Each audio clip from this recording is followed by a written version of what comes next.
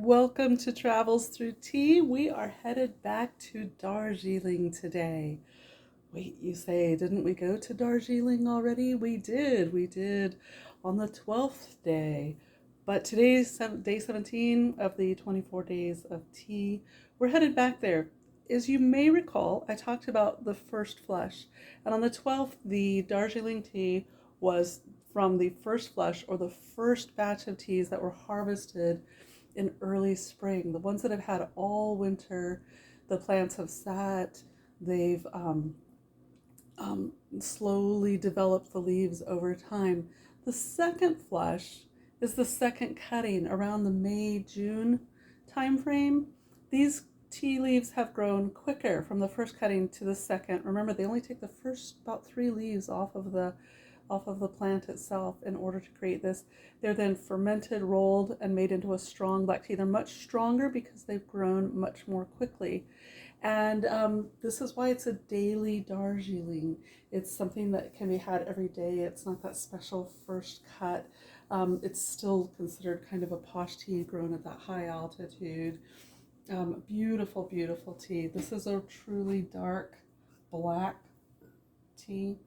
And what does that smell like? It smells like a dark, black, fermented tea leaf.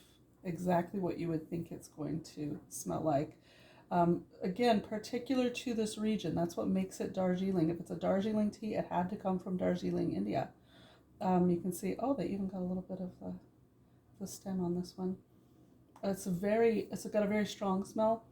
It's almost like a tobacco. It's so strong, but not so strong that it's undrinkable. Beautiful, beautiful tea.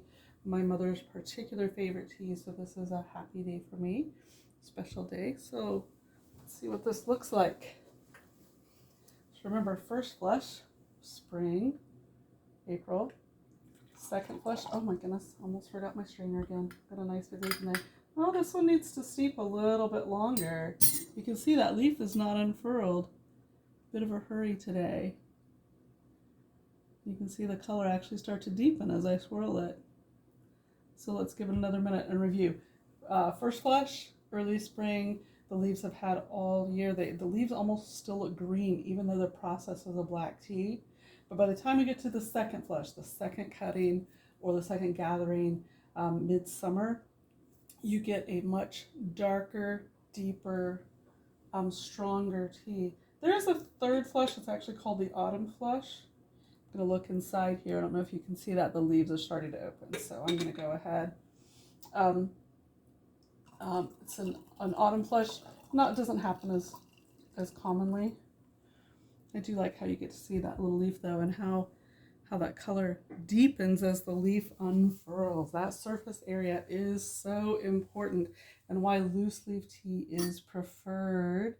There's just a couple little bits in there that are opened up to the tea dust that we use in our bags. But like I said, I use the bags too. They're good for everyday use. So just happen to be lucky enough to have this wonderful collection from that good friend of mine who is so generous and kind.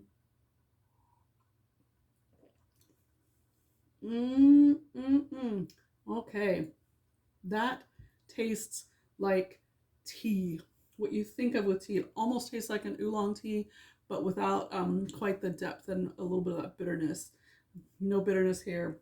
Absolutely beautiful. This to me is a little tiny bit of a sugared tea just to help highlight and bring out those flavors. Oh my goodness. Oh my goodness.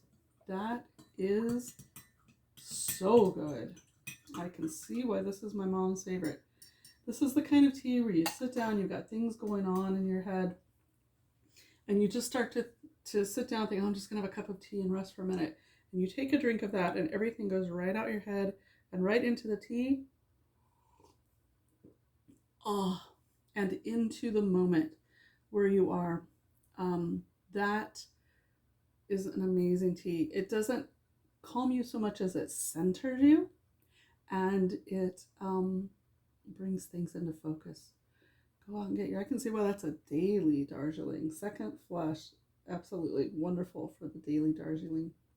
All right, thank you so much for joining me.